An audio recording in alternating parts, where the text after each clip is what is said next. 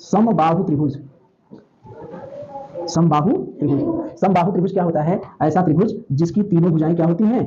बराबर होती है। ये भुजा बराबर ये भुजा बराबर ये भुजा। समबाहु त्रिभुज एक ऐसा त्रिभुज होता है, उस त्रिभुज को हम समबाहु त्रिभुज कहते हैं जिसकी तीनों भुजाएं क्या होती हैं? बराबर होती हैं। तो ये त्रिभुज ए बी डी क्या समबाहु त्रिभुज नहीं हुआ? अरे भाई ये बराबर ये बराबर ये दोनों भुजाएं तो आपस में बराबर ही थी, भुजा विकर्ण के बराबर है, ये तीनों भुजाएं बराबर नहीं हो गई?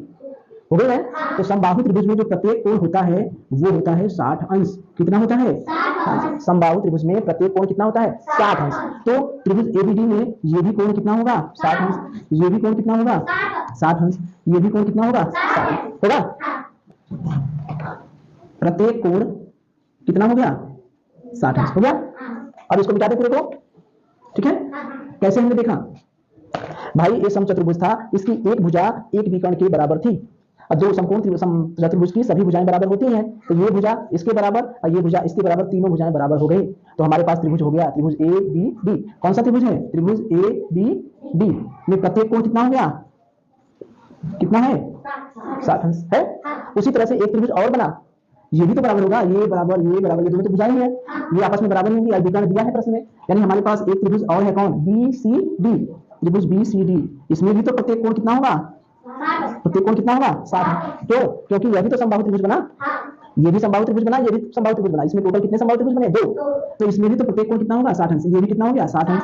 ये भी कितना हो गया? 60 अंश। ये भी कितना हो गया? 60 अंश हो गया।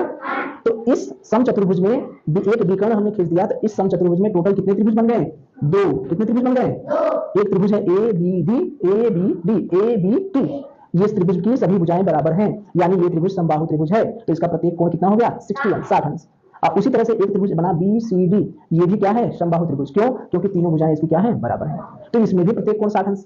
लेकिन हमसे पूछ रहा है कोण के बारे में। कोण ए बताइए, कोण बी बताइए, कोण सी बताइए, कोण डी बताइए। सभी कोणों को पूछ रहा है ना। ये चतुर्भुज के बारे में पूछ रहा है, समचतुर्भुज का। ये डी वाला कोण कितना हुआ? ए वाला कोण कितना हुआ? सी वाला। तो ए और सी वाला कोण तो साफ साफ दिख रहा है। ये कोण कितना है? 60 अंश। सी कोण कितना है? 60 अंश। कितना है?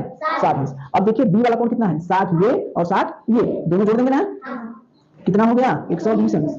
ये डी वाला कोण कितना हो गया? 60 अंश धन 60 अंश, कितना हो गया? 120 अंश। तो सभी कोण मिल गए कि नहीं? कोण ए हमारा हो गया 60 अंश, कोण बी हो गया 120 अंश, कोण सी हो गया 60 अंश, कोण डी हो गया 120 अंश। ठीक है।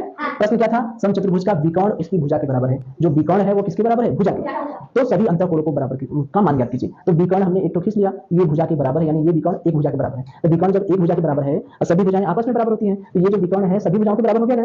तो इसको, इस विकर्ण से कितने त्रिभुज बने? एक त्रिभुज इधर और एक त्रिभुज इधर। तो ये त्रिभुज में ये भुजा और ये भुजा और ये भुजा, तीनों भुजाएं क्या है? बराबर है। तो ये त्रिभुज कैसा बना? समबाहु त्रिभुज। कौन सा त्रिभुज?